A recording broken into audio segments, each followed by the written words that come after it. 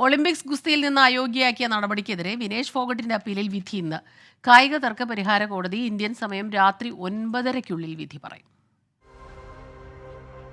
മത്സരങ്ങളെല്ലാം അവസാനിച്ചു. ഒളിമ്പിക്സിന് കൊടിയിറങ്ങി. താരങ്ങളെല്ലാം വീടുകളിലേക്ക് മടങ്ങി തുടങ്ങി.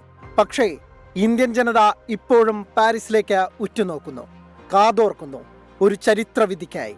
അയോഗ്യയാക്കിയ നടപടിക്കെതിരെ ഇന്ത്യൻ ഗുസ്തി താരം വിനേഷ് ഫോഗട്ട് നൽകിയ അപ്പീലിൽ കായിക തർക്ക പരിഹാര കോടതിയുടെ വിധി ഇന്നുണ്ടാകും. ഇന്ത്യൻ സമയം രാത്രി 9:30-ക്കകം വിധി പറയണമെന്നാണ് ആർബിട്രേറ്റർ ഓസ്ട്രേലിയക്കാരി അന്നാബെൽ ബെന്നറ്റിന് കോടതിയുടെ നിർദ്ദേശം. 50 കിലോ ഫ്രീ സ്റ്റൈൽ ഗുസ്തി ഫൈനലിന് മുന്നോടിയായി നടത്തിയ ഭാരപരിശോധനയിൽ 100 ഗ്രാമിന്റെ കൂടുതൽ കണ്ടെത്തിയതാണ് വിനേഷ് ഫോഗട്ടിന്റെ അയോഗ്യതയ്ക്ക് കാരണം. എന്നാൽ പ്രിലിമിനറി റൗണ്ടിനിറങ്ങുമ്പോൾ നിർദ്ദേശിച്ച ശരീരഭാരം മാത്രമാണ് തനിക്കുണ്ടായിരുന്നതെന്നും ഇതിനാൽ വെള്ളി മെഡൽ അനുവദിക്കണമെന്നുമാണ് വിനേഷിന്റെ വാദം.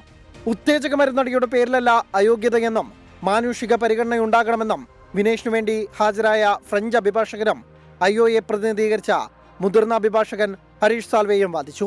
അതേസമയം നിയമത്തിന്റെ വഴിക്ക് നടക്കുമെന്ന ഗുസ്തിക്കാരുടെ സംഘടനയായ യുണൈറ്റഡ് വേൾഡ് റെസ്ലിംഗും 2 വെള്ളി മെഡൽ അനുവദിക്കാനാവില്ലെന്ന അന്താരാഷ്ട്ര ഒളിമ്പിക് കമ്മിറ്റിയും നിലപാടെടുത്തു. വിധി അനുകൂലമായാൽ ഒളിമ്പിക്സ് ഗുസ്തിയിൽ വെള്ളി മെഡൽ നേടുന്ന ആദ്യ ഇന്ത്യൻ വനിതാ താരമെന്ന ചരിത്ര നേട്ടം വിനേഷ് ഫോഗട്ടിന് സ്വന്തമാകും. ഇനി വിധി എതിരെങ്കിൽ ഇന്ത്യൻ കായിക ചരിത്രത്തിലെ ഏറ്റവും നീറുന്ന വേദനയാകുമത്.